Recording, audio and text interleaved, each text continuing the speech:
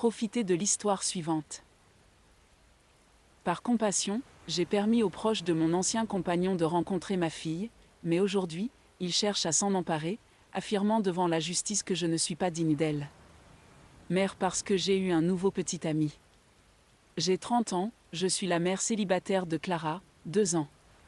Ma grossesse n'était pas planifiée, j'avais une relation sans engagement avec son père, Jacques, dans la trentaine, pendant 7 mois lorsque je suis devenue enceinte de façon inattendue.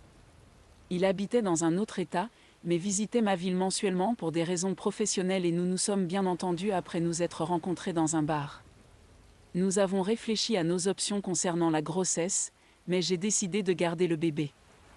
Jacques voulait faire partie de sa vie, alors nous avions prévu d'élever le bébé ensemble mais pas en tant que couple, juste en tant que parents cohabitants. Malheureusement, Jacques est décédé pendant ma grossesse. Les parents de Jacques, Linda et James, savaient que j'étais enceinte quand il est décédé, nous avions déjà fait un test de paternité prénatale à ce moment-là. Nous étions tous dévastés par sa disparition, mais bien sûr ses parents étaient anéantis par cela. Clara est leur première et unique petite fille et elle est devenue leur lumière dans une période sombre, comme ils disent. Ils ont 2 autres filles, Ruth, 37 ans, et Lily, 27 ans, mais elles n'ont pas d'enfants. Ruth essaie de concevoir depuis longtemps avec son mari et Lily est sans enfant et célibataire. Toute la famille de Jacques vit dans un autre état, à l'exception de Lily, qui vit à l'étranger. Ils ont une entreprise familiale donc leur vie est là-bas, tandis que j'ai ma famille et ma carrière dans ma ville actuelle, où je vis avec Clara. Depuis la naissance de Clara, nous avons un accord, rien de légal, mais nous avons tous convenu des visites de ses grands-parents et tantes. Ils rendent généralement visite à Clara 2 fois par mois, James et Linda étant ceux qui viennent le plus souvent, mais Ruth apparaît aussi parfois. J'apprécie vraiment leur présence dans sa vie. Depuis le début, un point de discorde dans notre relation était de voyager avec Clara dans leur état. Ils ont une grande propriété qui est dans leur famille depuis plus de 100 ans et ont aussi une entreprise familiale. Dans leur petit dans la ville où ils vivent, ils sont traités presque comme des membres de la royauté et voulaient que Clara vive cette expérience. Je comprends qu'il est bon que ma fille connaisse ses origines, mais j'ai toujours été catégorique sur l'idée qu'ils voyagent avec elle sans moi. J'ai déjà visité leur ville natale 3 fois avec Clara depuis sa naissance, mais apparemment cela ne suffit pas. Notre relation n'était pas parfaite, j'avais quelques problèmes avec Linda qui s'immisçait beaucoup trop dans mon éducation, mais nous étions civils jusqu'à ce que je commence ma relation actuelle. Je fréquente Ted, 34 ans, depuis presque 1 an et les choses sont tendues avec James et Linda. Ted et moi ne vivons pas ensemble et il a une fille, Marie, 4 ans, qui vit avec lui. Linda a exprimé son désaccord concernant sa présence constante chez moi, ce qui n'est pas vrai, nous travaillons tous les deux beaucoup et entre nos enfants et nos autres priorités, nous nous voyons probablement 3 à 4 fois par semaine, pour des rencontres et des soirées entre les enfants, et ainsi de suite. Cette femme trouve toujours quelque chose à redire, même concernant la voiture de Ted qui est garée devant chez moi. Les choses ont dégénéré il y a 2 semaines lorsque j'ai envoyé un email à Linda, James et Ruth les invitant pour le réveillon de Noël. Ted et moi allons organiser une réunion avec nos familles et nos amis proches. J'ai décidé d'inviter les grands-parents de Clara pour passer le réveillon de Noël avec elle, mais je leur ai également fait savoir qu'ils pouvaient l'emmener déjeuner le jour de Noël s'ils préféraient. Le lendemain, Linda m'a texté pour me dire qu'ils avaient déjà prévu d'emmener Clara chez eux pour Noël. J'ai dit que cela n'arriverait pas. Je n'ai plus eu de nouvelles d'elle pendant environ 2 jours. Linda m'a appelé en disant qu'elle m'avait laissé 2 jours pour me calmer et être raisonnable. J'ai demandé ce qu'elle voulait dire, et elle a dit qu'ils avaient des droits sur Clara et qu'ils avaient attendu trop longtemps pour l'emmener chez eux pour Noël. Maintenant qu'elle est plus grande, elle peut voyager sans moi. J'ai dit que cette question n'avait jamais été discutée et que je ne les laisserais pas voyager avec ma fille sans même en discuter avec moi au préalable. Linda a dit que c'était la discussion avant le voyage. J'ai ri lors de l'appel et j'ai dit qu'elle était devenue délirante. Les choses ont rapidement dégénéré après cela, j'ai été accusée d'essayer de remplacer Jacques dans la vie de Clara, j'ai également dit des choses un peu cruelles sur le fait que Jacques n'avait même jamais rencontré Clara. Après que Linda m'ait raccroché au nez, James a appelé et a essayé de raisonner avec moi. Il a laissé échapper qu'ils avaient acheté les billets d'avion de Clara il y a 2 mois sans me consulter au préalable. J'ai dit qu'il n'y avait aucune chance que je les laisse me marcher dessus. James a perdu son sang-froid et m'a demandé de présenter des excuses à Linda, sinon nous irions en justice pour cela. Je n'ai pas reculé et j'ai dit qu'il choisissait de se battre pour cela, pas moi. Eh bien, après un moment de silence de leur part, j'ai été citée à comparaître en justice. Ils me poursuivent pour la garde de Clara en affirmant que je suis une mère inapte. J'ai déjà un avocat à qui j'ai consulté avant notre dispute téléphonique. Elle m'a dit hier qu'ils avaient presque aucune chance d'obtenir la garde. Le plus qu'ils pourront obtenir, c'est un droit de visite, mais je m'inquiète quand même de voir cette affaire se transformer en bataille juridique. Les gens dans ma vie sont divisés. Certains pensent que je n'ai rien fait de mal en posant des limites, et d'autres pensent que c'est mesquin de commencer une dispute avec les grands-parents de ma fille alors que je pourrais les laisser voyager avec elle pour Noël sachant qu'ils sont de bons grands-parents et qu'ils prendront soin d'elle. Ada ? Des clarifications sont nécessaires. 1. Comment Linda et James connaissent les détails de ma vie? Comment savent-ils pour la voiture de Ted et les rendez-vous de jeu de Marie? Ils vivent dans un autre état, mais ils viennent souvent nous rendre visite. Au moins 2 fois par mois, ils viennent voir Clara, et viennent chez moi pour la prendre et la ramener après leur sortie. C'est ainsi que Linda a remarqué la voiture de Ted sur le devant de mon allée, car j'habite dans une communauté fermée où il est interdit de se garer de cette manière à moins que ce ne soit le véhicule du propriétaire. La première fois qu'elle a vu sa voiture, Linda a demandé si je devais appeler la sécurité pour la faire remorquer. J'ai dit non car c'était celle de Ted. Ils appelaient aussi Clara via FaceTime 3 fois par semaine, c'est ainsi qu'elle voyait le déroulement de ma vie. Ils ont appris certains des rendez-vous de jeu et des soirées pyjama avec Marie. Ils ont appelé alors que Marie était encore à la maison avec Clara et l'ont vue. 2. Ils s'attendaient à ce que mon tout petit voyage seul en avion? Non. Je pense que je n'ai pas pu expliquer assez bien.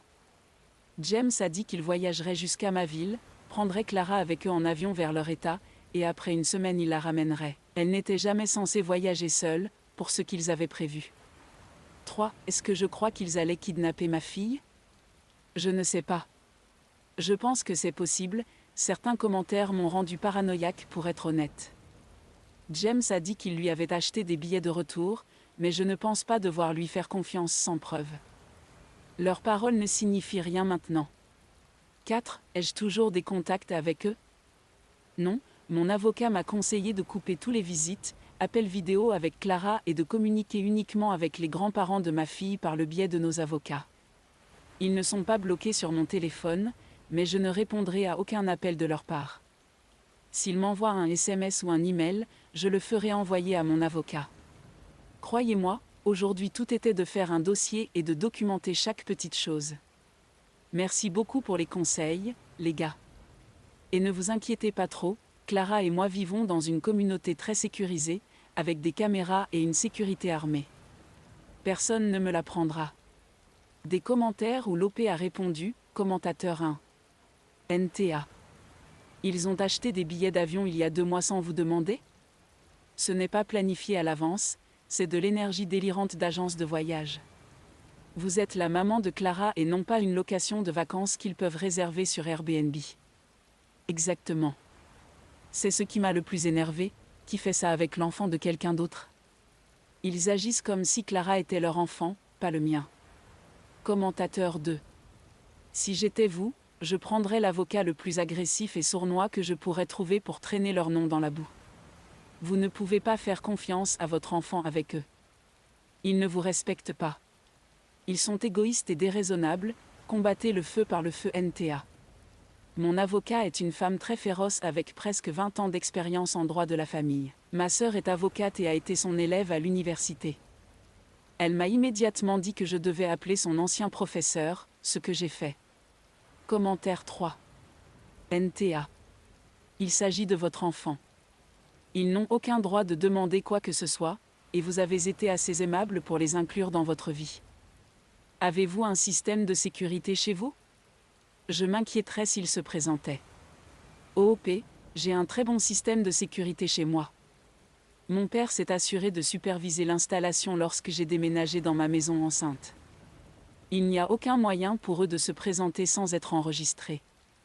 Commentaire 4. NTA, vous avez été plus que gentil en entretenant une relation avec eux.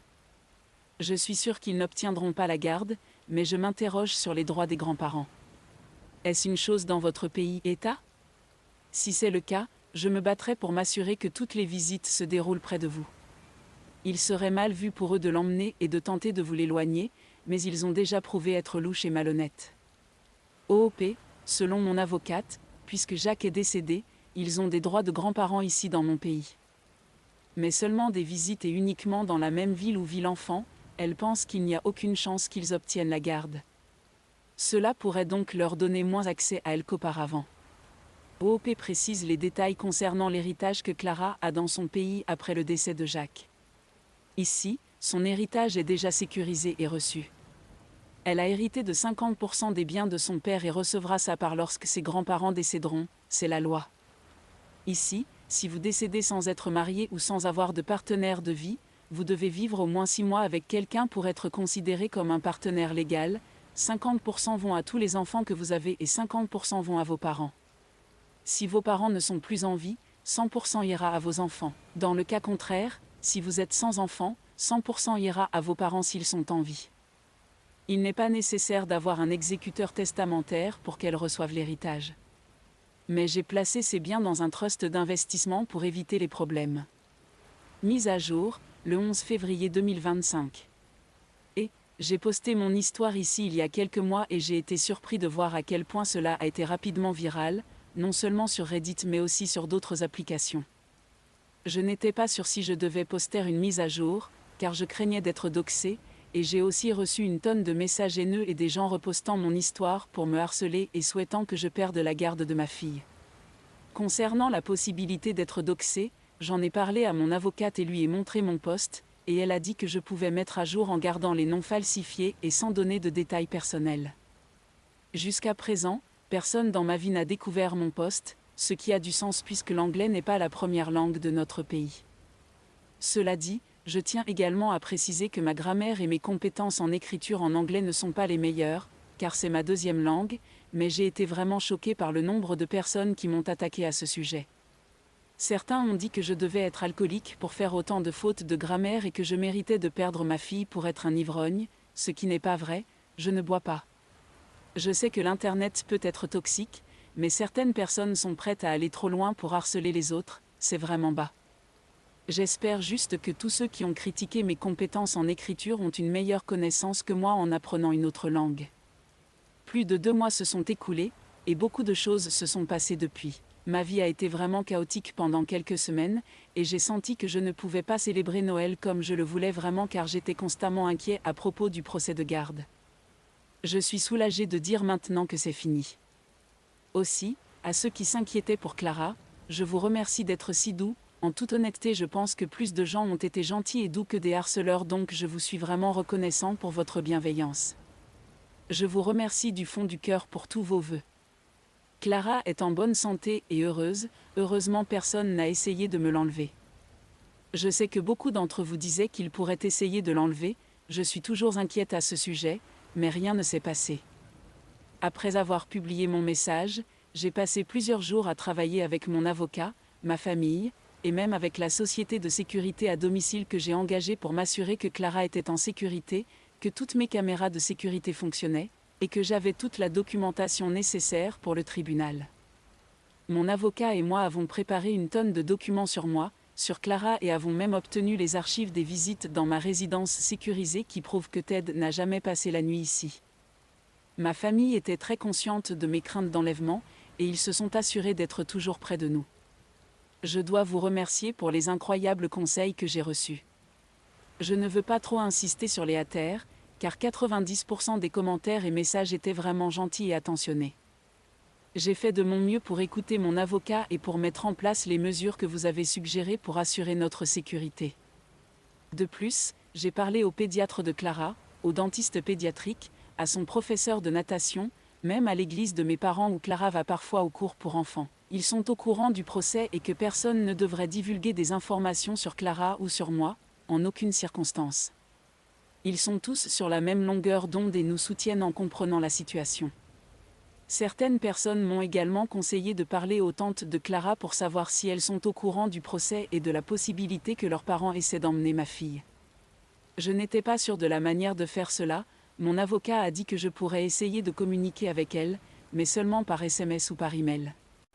Avant que je puisse le faire, Lily, la jeune sœur de Jacques qui vit en Europe, m'a envoyé un SMS pour demander si j'avais bien reçu les cadeaux de Noël de Clara qu'elle avait envoyés par la poste.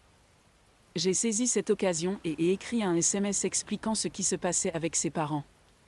Lily a dit qu'elle n'avait aucune idée du procès ou du fait qu'il voulait pour Noël. J'ai prévu d'emmener Clara en avion. Elle a dit qu'elle parlerait à Ruth pour lui demander son avis, car Ruth était très distante du groupe familial à ce moment-là. Un jour plus tard, Lily et Ruth ont créé un groupe de discussion pour me parler. Elles ont demandé à faire un appel vidéo avec moi. J'ai dit que je devais d'abord en parler à mon avocat. Mon avocat a accepté que je fasse l'appel, à condition de pouvoir l'enregistrer pour m'assurer que rien ne pourrait être utilisé contre moi. Les deux ont accepté, et nous avons eu un appel vidéo qui a été révélateur pour moi. Ruth s'est excusée de son absence dans nos vies ces derniers mois.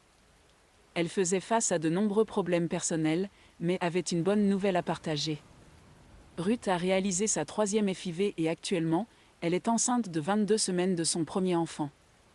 Elle avait gardé le secret, seule Ruth et son mari Sam étaient au courant des procédures de FIV et de la grossesse. Elle a expliqué que c'était parce que Linda mettait trop de pression et de stress sur elle les autres fois où ils ont essayé la FIV.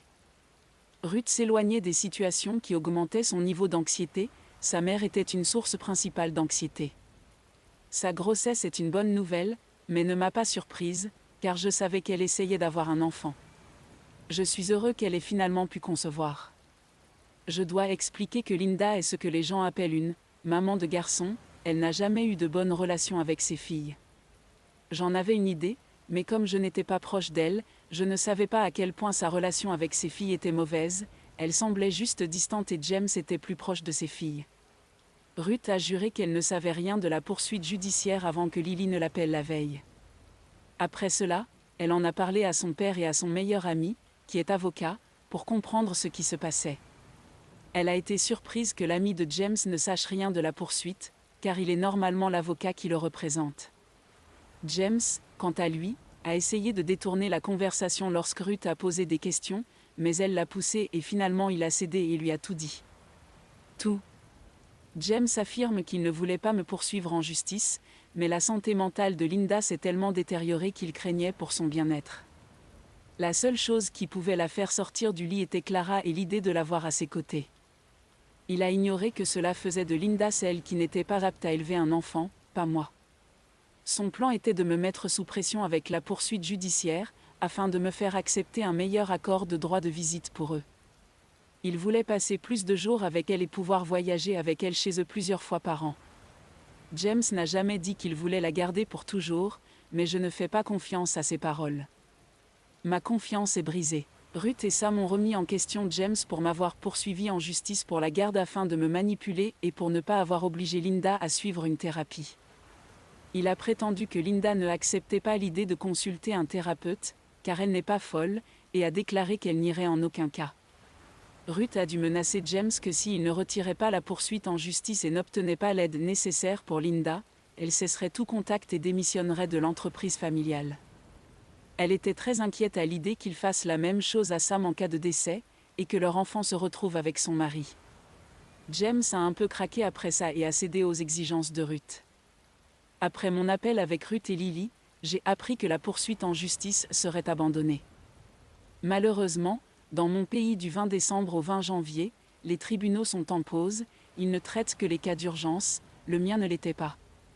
Leur avocat a pris contact avec le mien pour discuter de la fin de la poursuite en justice et de la rédaction d'un accord de visite que le tribunal de la famille approuverait.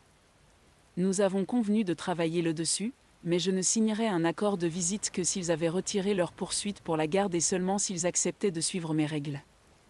Pour ce que je sais, après avoir été sous pression de toute sa famille, Linda a finalement accepté de commencer une thérapie et elle consulte un psychiatre et un thérapeute. Elle a été diagnostiquée avec la dépression et le SSPT lié à la mort de Jacques. Je sais cela parce que mon avocat a exigé que ses médecins évaluent l'état mental de Linda pour que je puisse accepter un accord de visite avec les grands-parents de Clara.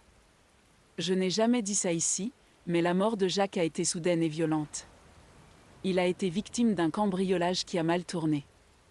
Nous avons tous été choqués par sa disparition, mais Linda et James ont été les plus touchés. J'ai toujours eu le sentiment qu'ils ne pleuraient pas assez, car ils ont tourné leur attention vers ma grossesse quelques semaines après sa disparition et j'avais raison de le penser. Dans notre accord de visite, j'ai également exigé que James et Linda suivent une thérapie de deuil, ce à quoi ils ont accepté un certain nombre de séances. Moi, James et Linda assistons à une thérapie familiale virtuelle pour les premiers mois de notre accord, pour nous assurer que nous sommes sur une bonne voie pour gérer notre relation et mettre le bien-être de Clara en premier. À ce sujet, je n'ai rien à redire, ils ont facilement accepté mes conditions. Ils ont essayé de lutter contre l'idée de visite supervisée, mais je n'avais pas de raison d'accepter autrement. Maintenant, ils rendront visite à Clara 2 fois par mois dans un centre familial de ma ville, un édifice public où les affaires liées à la garde des mineurs et aux problèmes familiaux de garde sont traitées, avec une très bonne sécurité. Ces visites seront supervisées par un travailleur social chargé de notre cas par le juge qui a signé notre accord de visite. Concernant mes craintes d'enlèvement, je dois dire que je n'ai pas été confortée par les lois de mon pays.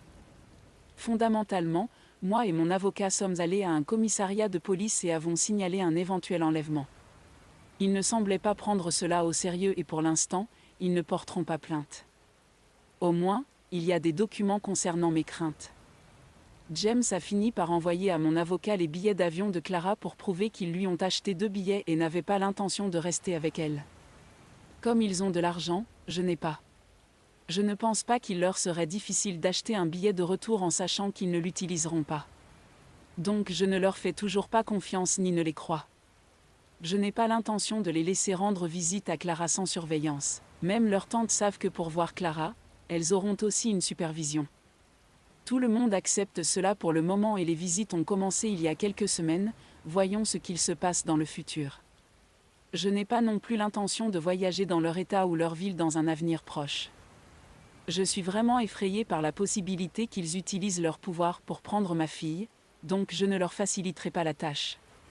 Merci encore pour l'aide et les bons vœux. Pour l'instant, Clara et sa maman ours se portent bien et profitent de quelques jours que nous avons pour passer du temps de qualité ensemble et enfin célébrer, car notre Noël a été très stressant.